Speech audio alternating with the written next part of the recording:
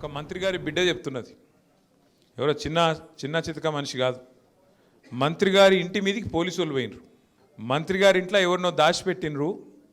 ఆ దాచిపెట్టినోడు ఎవడంటే ఒక పారిశ్రామికవేత్తను తుపాకీతో బెదిరించిండు. మంత్రి గారి ఓఎస్డి అంటే పిఏ.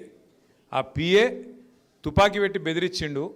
ఆ తుపాకీ మంత్రి గారి భర్తనే ఇచ్చిండు అని పోలీసులు పోయి మంత్రి గారి ఇంటి మీదకి పోయినరు. పోతే ఆ మంత్రి గారి బిడ్డ లొల్లి పెట్టింది. ఆఖరికి ఏమైంది అలా అంటే, మీ చిన్న చిన్న వ్యాపారుల మీదనేమో ప్రతాపం చూపెట్టి పెద్ద పోటుగాలలాగా పోజుగొట్టే పోలీసు ఆ మంత్రి గారి కారులోనే ఆ నిందితుడు ఎవడైతే తుపాకీ పెట్టి బెదిరించిండో వాడిని మంత్రి గారి కారులు ఎక్కించుకొని పోలీసుల కండ్ల ముంగటికెళ్ళి తీసుకుపోతుంటే గుడ్లప్పగించి చూసిండ్రు తప్ప ఏమి చేయలేకపోయినారు. అంటే వాళ్ళ పరిస్థితి ఏంది రాష్ట్రంలో అంటే, రాష్ట్రంలో పరిపాలన రౌడీ షీటర్ల పాలైపోయింది. రాష్ట్రంలో పరిపాలన ఇవాళ ఈ తీరుగా జరుగుతున్నది. మంత్రులు, ముఖ్యమంత్రి గారు ఇట్లా ఎవరు తుపాకీ పెట్టిండ్రో అని కొట్లాడుకుంటున్నారు. తుపాకీ పెట్టింది పక్కనట. కాకపోతే రోహిన్ రెడ్డి పెట్టిండా, సుమంత్ పెట్టిండా, పంచాయతీ అదే. కానీ మరి రోహిన్ రెడ్డి పెట్టిండా, సుమంత్ పెట్టిండా అంటే పోలీసుడు ఏం చేస్తున్నట్టు? పోలీసుడు ఇద్దరు ఎవడో కానీ పట్టుకోవాలా, పిలవాలా, విచారించాలా.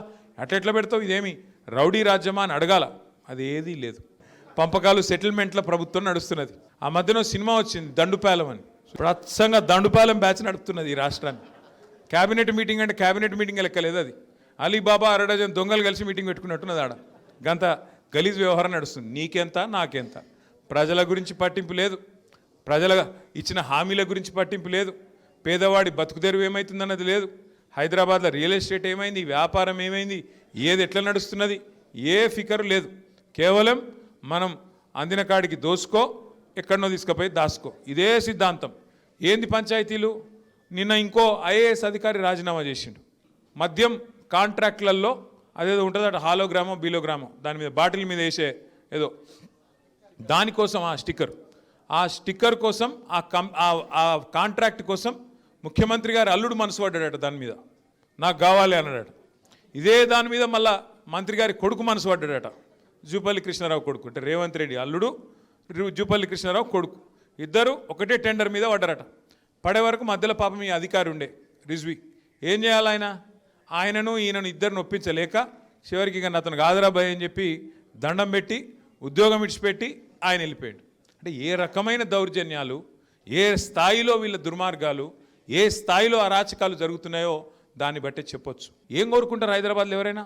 ప్రభుత్వం అనేది డెవలప్మెంట్ చేయాలి, రోడ్లు వేయాలి, మోరీలు వేయాలి, ట్రాఫిక్ చక్కగా నడవాలి, శాంతి భద్రతలు ఉండాలి, దందా నడవాలి, 4 ముద్దలు నోట్ల పోయేతందుకు 4 ఏళ్ళు నోట్ల వేయేతందుకు కారోబార్ నడవాలి.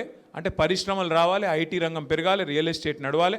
అట్లా రూపాయి తిరుగుతుంటేనే హైదరాబాద్లో చిన్న చిన్న వ్యాపారాలు నడుస్తాయి. హోటళ్ళు కానీ ఇంకా ఇతరత్ర వ్యాపారాలు కానీ అట్లయితేనే నడుస్తాయి. దాని మీద బతికేటోళ్ళు వేల లక్షల మంది. మీరు కూడా బాగుంటారు, రాష్ట్రం బాగుంటుంది, దేశం బాగుంటుంది. మీరు ఎందుకు ఓటేసారు 3 సార్లు బీఆర్ఎస్ కంటే? కేసీఆర్ ప్రభుత్వంలో ఉర్దూలో చెప్పాలంటే సుకూన్ థా.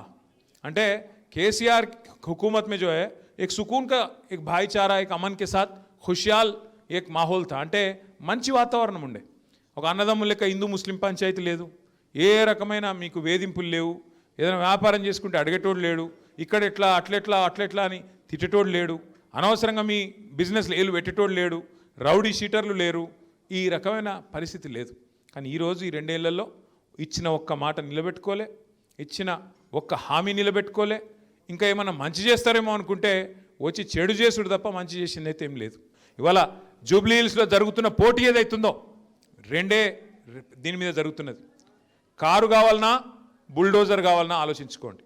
కారు కావాలంటే బీఆర్ఎస్ కోటేయాలి. ఇక మీ ఇంటికి బుల్డోజర్ రావాలంటే మాత్రం తెల్లారి మీరు కావాలంటే ఇక కాంగ్రెస్ పార్టీకి ఓటేసుకోవచ్చు. వాడు బుల్డోజర్ పంపుతాడు, తర్వాత మమ్మల్ని అనకూరి. ఎందుకంటే కత్తి ఒకనికి ఇచ్చి యుద్ధం ఇంకోని చేయమంటే ఆడికెళ్ళి చేస్తాం. ఓటేసి మాకు శక్తిని ఇవ్వండి.